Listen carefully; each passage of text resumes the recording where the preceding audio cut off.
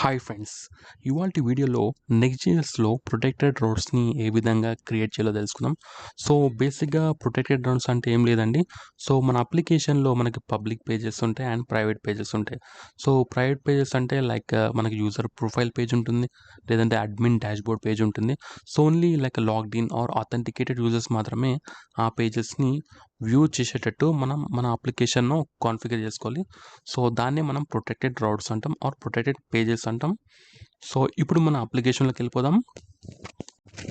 So once మన అప్లికేషన్లోకి వెళ్ళినాక మనం ఒక ఫైల్ని క్రియేట్ చేసుకోవాలి. సో ఫైల్ నేమ్ వచ్చేసి middleware.js. ఓకే, సో గుర్తుపెట్టుకోండి middleware.js. ఓకే, సో ఇప్పుడు ఒక ఫంక్షన్ని క్రియేట్ చేసుకోండి. ఫంక్షన్ నేమ్ వచ్చేసి మిడిల్వేర్. అండ్ అంతేకాకుండా మనకి ఇక్కడ రిక్వెస్ట్ అనే ఆబ్జెక్ట్లో మనకు కుకీస్ వస్తాయి. Okay, so based on cookies తోటి మనం ఒక యూజర్ డీటెయిల్స్ని తెచ్చుకోవచ్చు. ఓకే, సో ఇక్కడ నేను ఏం లైక్ ఏపీఐ కాల్ ఏం చేయట్లేదు. సో సింపుల్గా is user logged in and false అని పెట్టాను. ఒకవేళ యూజర్ లాగిన్ మనకు డాష్బోర్డ్ వ్యూ చేయాలంటే ట్రూ అని పెట్టుకోవాలి. సో ఇక్కడ మీకు మళ్ళీ ఎక్స్ప్లెయిన్ చేస్తాను.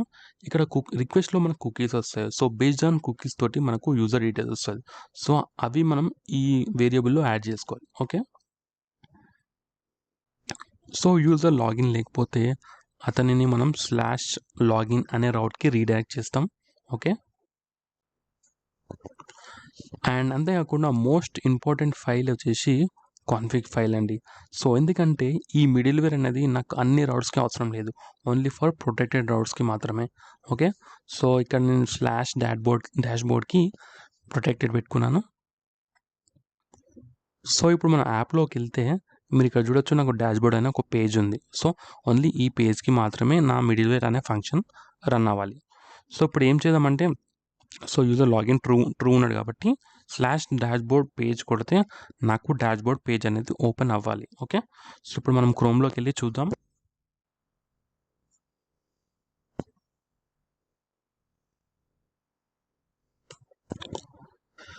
సో మీరు ఇక్కడ చూడొచ్చు, /డాష్బోర్డ్లో నాకు డాష్బోర్డ్ పేజ్ అనేది ఓపెన్ అవుతుంది.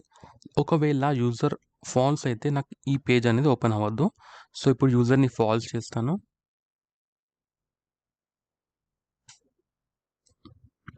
సో వన్స్ ఫాల్స్ చేసినాక నాకు లైక్ ఈ డాష్బోర్డ్ పేజ్ అనేది ఓపెన్ అవ్వద్దు. ఇప్పుడు నేను రిఫ్రెష్ చేస్తాను. సో మీరు ఇక్కడ చూడొచ్చు, /లాగిన్కి రీడైరెక్ట్ అయిపోయినాం.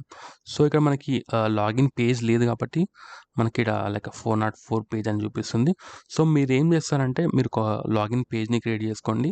అండ్ అంతేకాకుండా ఇప్పుడు నేను ఏదైతే ఎక్స్ప్లెయిన్ చేశానో మీరు కూడా లైక్ లోకల్లో ట్రై చేయండి. ఏమైనా డౌట్స్ ఉంటే నాకు కమెంట్ సెక్షన్లో కమెంట్ చేయండి, so that I can help you. So I hope ఈ వీడియో మీకు అర్థమైంది అనుకుంటున్నాను. ఒకవేళ అర్థం కాకపోతే కమెంట్ సెక్షన్లో కమెంట్ చేయండి. So thank you guys, bye.